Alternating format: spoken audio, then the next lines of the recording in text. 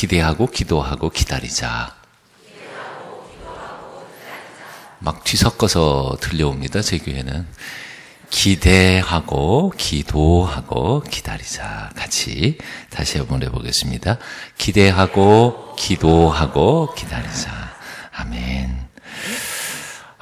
사도 요한이 계속해서 강조하고 있는 것이 있습니다. 요한복음 1장부터요. 계속해서 강조하고 있는 게 뭐냐 하면 하나님이 누구시냐 하는 거죠. 하나님이 누구냐. 우리 가운데 오시는 예수님이 도대체 어떤 분이시냐 하는 겁니다. 사도 요한은 이렇게 말합니다. 그분은 태초에 말씀으로 계셨던 분이시다. 그런데 우리가 생각하는 것처럼 단순한 교리나 개념으로 신학적인 어떤 개념으로 계시는 분이 아니라 그분은 어둠을 비치는 빛으로 그리고 사망을 당한 인간들을 살려내시는 생명으로 우리 가운데 당신의 피조물된 인간의 모습으로 오신 살아계신 하나님이라는 것이었습니다.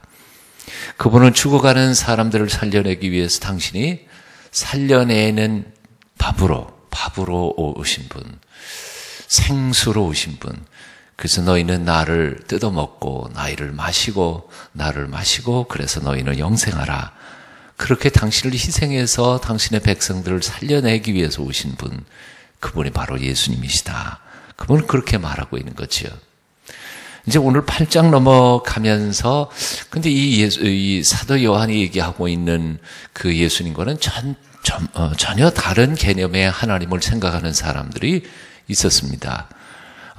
유대 땅의 가장 종교적인 지도자, 가장 지식인이라고 생각하고 가장 하나님을 잘 섬긴다고 생각했던 사람들이죠.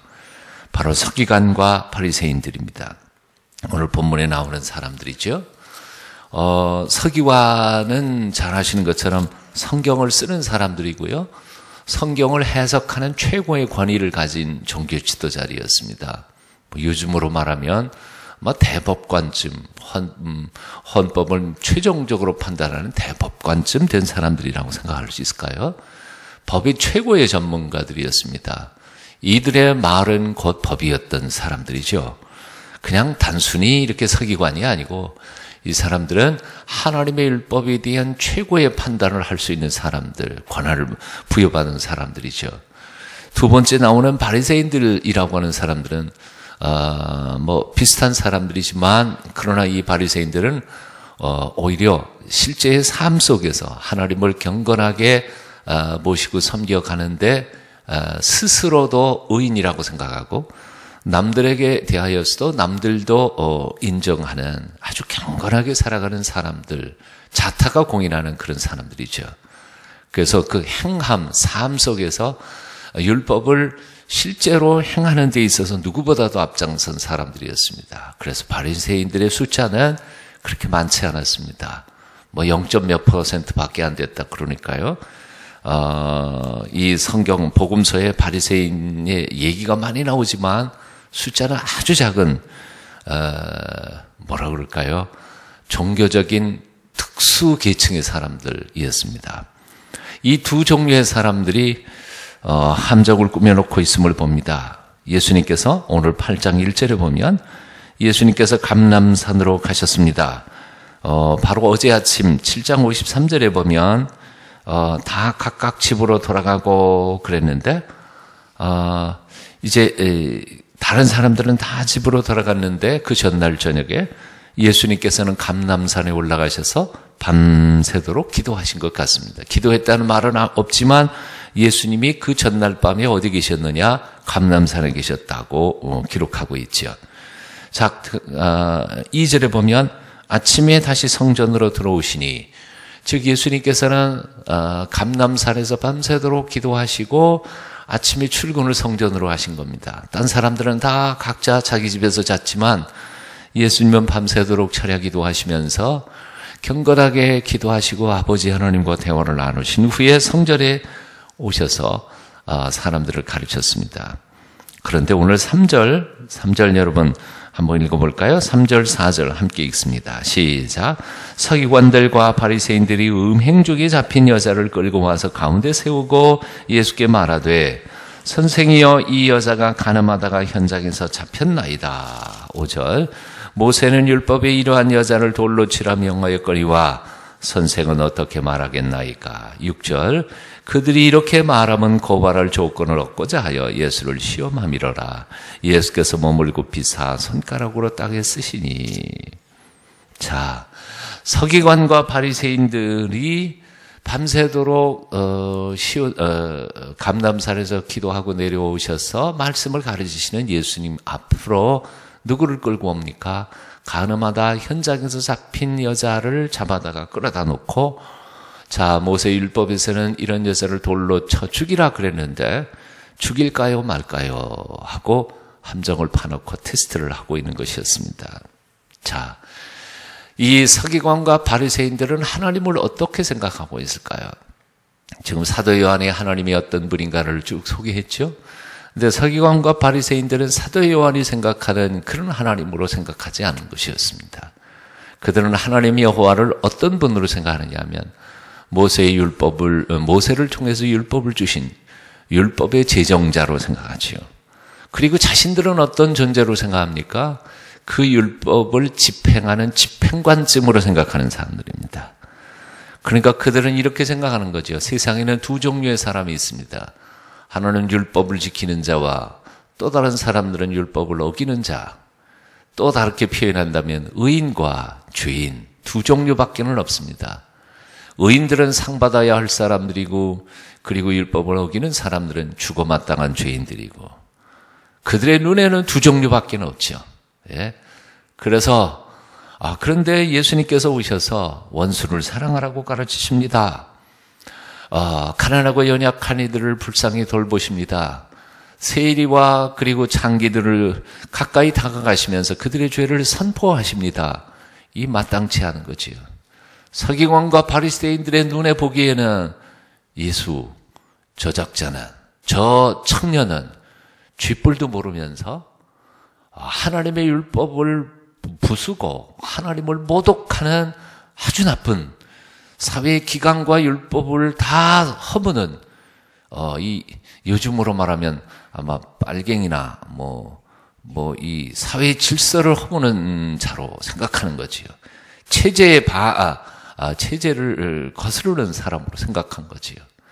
죽여야 된다는 겁니다. 아마 이미 그들은 판결해 버렸습니다.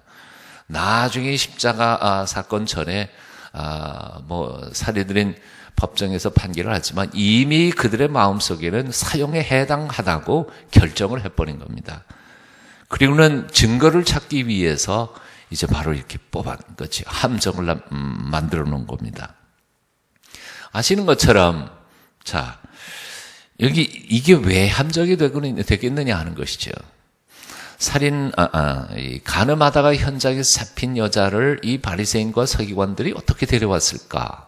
신학자들은 상상을 해요. 어떻게 알았을까요? 예? 세상에 가장 은밀한 죄가 뭐예요? 간음 아니에요. 예? 남편이 의심스럽고 부인이 의심스러우면 몇 달 동안 흥신소에 부탁하고 쫓아다니고 감시하고 그래서야 꼬리를 잡는 거 아니에요? 꼬리를 잡고서 그게 쉬운 겁니까? 그런데 이 사람들이 하루 만에 어떻게 한 여자를 잡아왔습니다. 이거 뭘까요? 예. 조작일 가능성도 많고, 그리고 이미 다 알고 있는, 세상 사람이 다 알고 있는 사건에 대해서 아주 딱 그냥 마음 잡고 잡아낸 여자일 뿐이었습니다. 그러니까 사실은 이 여자도 종류가 그런 여자라고 생각하더라도 여하튼 이미 서기관과 바리새인들에게는 이미 잘 알려져 있던 죄인이었습니다. 잡아낸 거예요. 일부러 잡아내다가 그것도 공개적으로 예수님 앞에 데리고 와서 테스트를 합니다. 예수님의 선택은 두 가지죠.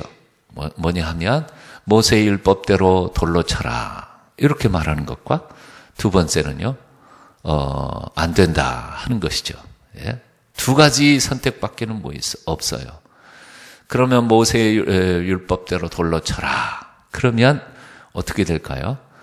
당시에 사형권은 로마의 총독이 가지고 있었기 때문에 로마의 총독을 허락받기 전까지 그 전에 돌로 쳐서 죽인다면 이것은 살인에 대한 책임을 바로 예수님이 지게 되는 것이죠. 그러니까 이 서기관과 바리새인들은 자신들의 손을 댈 것도 없이 로마 정부의 법률을 위반한 자로 로마 정부가 대신 처리해 줄 거니까 그야말로 손도 대지 않고 코 푸는 겁니다.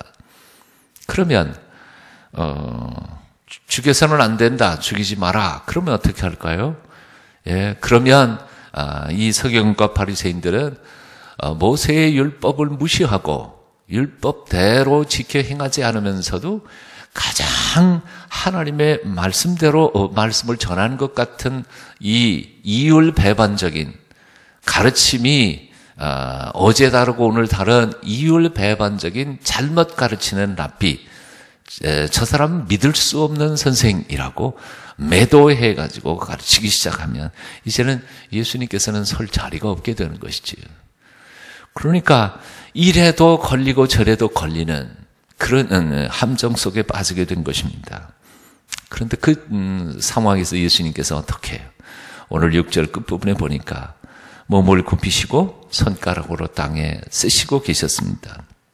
여기 우리 한글에는 땅에 그냥 쓴 걸로 되어 있지만 헬라 원절에 보면 땅에 쓰기는 쓰는데 그냥 글씨를 낙서를 하는 정도가 아니라 쓴다는 말도 여러 가지 단어가 있어요. 헬라어 단어에는. 그런데 여기 6절에 있는 쓴다는 말은 카타라고 하는 반대, 싸움, 반대를 얘기하는 항의의 표시로 글씨를 쓴다는 뜻입니다. 그러면 뭘 썼을까요? 그래서 많은 학자들은 이렇게 표현합니다. 아마 맨 앞에서 돌 들고 서 있는 사람의 죄부터 죄의 목록을 적어가고 있었지 않았을까고 생각합니다. 아니면 사람의 이름과 죄의 목록과 자 여기 맨 앞에 있는 돌쇠 너도 간음했고 너 철수 너는 도둑질했고 너 김집사 당신은 뭐 어디고 다 이렇게 또박또박 적어가는데 도대체 이 양반이 뭘 쓰나 하고 바닥을 이렇게 내려다 보니까 앞에서 이렇게 보니까 뭐예요? 자기 이름하고 자기의 죄목을 적어가는 예수님의 그 땅바닥에 쓰여진 것을 보고 어떻게 했을까요? 겁먹은 것이요. 그 7절에 보니까 뭘 자꾸 쓰는데 대답은 않고 그러니까 7절에 여러분 한번 같이 읽어봅니다. 7절 다시 읽습니다. 시작. 그들이 묻기를 맞이 아니하는지라. 이에 일어나 이르시되 너희 중에 죄 없는 자가 먼저 돌로 치라 하시고 8절 다시 몸을 굽혀 손가락으로 땅에 쓰시니. 예수님께서는 말씀 한마디 하지 않으셨습니다. 하지만 그들과 영적으로 전쟁하고 있으셨던 겁니다. 그들의 죄를 지적하시면서 죄 없는 자가 먼저 돌로 치라. 이것도 율법에 있는 행위 그대로지요. 사실 율법에 어떤 죄인이 돌로 침을 받게 될 경우에 그것에 대한 첫 번째 돌멩이를 들고 치는 사람은 그 사형 집행에 대한 책임을 지은 최초의 증인이어야 합니다. 그러니까 스데반이 죽을 때에 그 사울이라고 하는 청년이 옷을 다 끌어안고 돌로 치게 되는 장면이 나오지요. 사도행전에. 그것은 바로 이 모든 집행의 사건에 대해서 내가 책임을 받겠다고 하는 표시입니다. 그 맨 처음 돌로 친다는 그 행위는 단순히 돌로 치는 게 아니라 이 사람이 죄인이라는 것에 대해서 내가 증인이고 이 지금부터 집행하는 사건에 대하여 제가 책임지겠습니다 하는 고백이 바로 그것이었습니다. 그러니까 맨 처음에 먼저 돌로 치라 하는 것은 보통 일이 아니었습니다. 앞에서 말씀드린 것처럼 땅바닥에 예수님께서 죄인들의 죄 목록을 적어가시는 것을 밑에서 보라보다가 앞에서부터 어른들부터 자신의 죄를 깨달은 사람부터 양심의 가책을 느끼고 뒤로 하나씩 다 도망가 버렸다는 것이죠. 자, 이제 말씀의 결론을 내려보고자 합니다. 하나님이 누구이십니까? 서기관과 바리새인들은 제정자이고 자신들은 집행관이라고 착각했습니다. 세상에는 죄인과 의인만 존재한다고 생각했습니다. 의를 행하면 복받고 죄를 지으면 지옥 간다고 생각했습니다. 사실은 이런 모든 생각은요, 모든 종교에 똑같은 것이죠. 권선징악이라고 하는 것은 아예 모든 종교의 구조가 똑같습니다. 자, 그런 유교나 불교나 다른 종교들 다 똑같습니다. 하지만 우리가 요한복음에서 만나는 예수 그리스도는 어떤 분이십니까? 바로 하나님이신데에도 자기 피조물을 위하여 자기가 밥이 되고 생수가 되고 희생제물이 되고 화목제물로 어린 양으로서 죽어가기 위해서 오시는 살아계시는 하나님이시고 사랑의 화신이셨습니다. 바로 그래서 종교의 틀 속에 갇혀있는 사람은 내가 선을 못 행했으니까 나는 지옥 갈 수밖에 없고, 내가 선을 하려고 아둥바둥 애를 쓰지만 이 심판의 정의의 저울에서 내가 과연 선을 더 많이 했는지 죄를 더 많이 졌는지 날마다 불안하게 이 계산 저울질하면서 살아가는 게 바로 종교 생활이라는 것이죠. 여러분 한번 질문해 보십시오. 절에 다니는 사람들한테 당신은 극락할 자신이 있습니까? 있을 사람이 있어요? 없어요, 아무도. 예. 어떤 종교도 마찬가지입니다. 궁극적으로 마지막 죽는 순간에 자신이 정말 좋은 데에 갈 수 있을 것이라고 확신할 수 있는 종교는 아무 데도 없어요. 왜? 이것은 항상 저울질 당하고 있으니까. 그리고 이 나의 선이 나의 악을 이긴다는 보장이 아무 데도 없으니까. 하지만 성경은 안 그렇거든요. 하나님이 나를 위하여 죽으셔 주셨기 때문에 그 예수 그리스도를 내 마음속에 모시고 하나님의 거룩한 아들과 딸이 되는 순간 우리는 천국 가는 것은 100% 보장되었다는 사실이죠. 뭐예요? 이게 진리예요. 진리로 우리 가운데 오신 살아계시는 하나님, 그분을 만나는 사람마다 자유함을 얻을 것입니다. 더 이상 종교의 틀에 매이지 아니하고요. 더 이상 내가 구원받기 위해서 노력하는 게 아니라 이미 구원받아 하나님의 아들이 되고 딸이 된 사람으로서 하나님의 거룩한 하늘 백성으로서 내가 이렇게 살아서는 안 되지. 그리고 사랑과 정절과 섬김의 아름다운 삶을 살게 되는 것이지. 틀 자체가 틀립니다. 그래서 기독교는 종교가 아닙니다.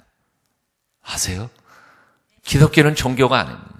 이건 종교의 틀을 벗어난 거예요. 이것은 구원의 하나님께서 주신 구원의 통로이고 축복의 선물일 뿐입니다. 이걸 믿어야 합니다. 오늘날 가장 가슴 아픈 것이 있습니다. 미국에도 그렇고 서구에도 그렇고 다 대학의 모토들이, 대학의 표어들이, 웬만한 학교들은 다 바로 오늘 본문의 말씀, 진리를 알지니 진리가 너희를 자유롭게 하리라 하는 오늘 본문의 말씀을 표어로 해놓습니다. 프린스턴도 마찬가지고요. 저기 연대에 가보니까 연대도 마찬가지더라고요. 그런데 그 대학들이 표는 그렇게 해놓고 사실은 서울대도 마찬가지죠. 라틴어로 그렇게 써 있지 않아요. 진리의 빛, 그 빛. 그런데 그 진리가 무엇인지에 대하여 착각하고 있어요. 그건 이성적, 인간의 합리적 사고에서부터 나오는 어떤 논리적 추론의 진리를 얘기하는 게 아니고 바로 살아계신, 지금도 우리 곁에 계신 예수 그리스도, 그분을 참 진리라고 성경은 가르쳐주고 있는데 성경을 살짝 왜곡해가지고 지 마음대로 해석해서 표를 만들어 가고 있지요. 그래서 오늘날 그 유명한 대단한 학교들이 세속화되어 가는 이유가 바로 그것입니다. 오늘 이 아침 참 진리이신 예수님을 마음속에 모시기를 축원합니다. 그분이 여러분을 자유케 할 것입니다. 선과 악의 저울질을 죽는 순간까지 하면서 불안해하는 게 아니라 그분이 내 안에 계시기에 나는 이제 하나님의 거룩한 아들이고 딸이며 이제는 하나님의 거룩한 백성으로 원수까지도 가슴에 품고 사랑할 수 있는 하나님의 자녀이다. 그렇게 살리라 결단하실 때 하나님께서 그를 능력과 지혜와 힘과 자원을 매 순간 공급해 주실 줄로 믿습니다. 오늘도 하나님께서 여러분과 함께 하시기를 축원합니다. 자유함을 얻으십시오. 언제까지 지옥 천당 왔다 갔다 하면서 불안해하지 않기를 축원합니다. 기도하겠습니다. 존귀하신 아버지 하나님을 찬송합니다. 오늘도 진리신 예수 그리스도를 마음속에 모시고 당당하게 살아가는 복된 하루가 펼쳐지기를 소원합니다. 주여 우리 마음에 오시옵소서. 좌정하여 주시옵소서. 내 마음 온전히 하나님께서 통치하심으로 이 땅에 발디디고 살지만 내 마음은 천국을 경험하면서 사는 하나님의 사람들 되게 하여 주시옵소서.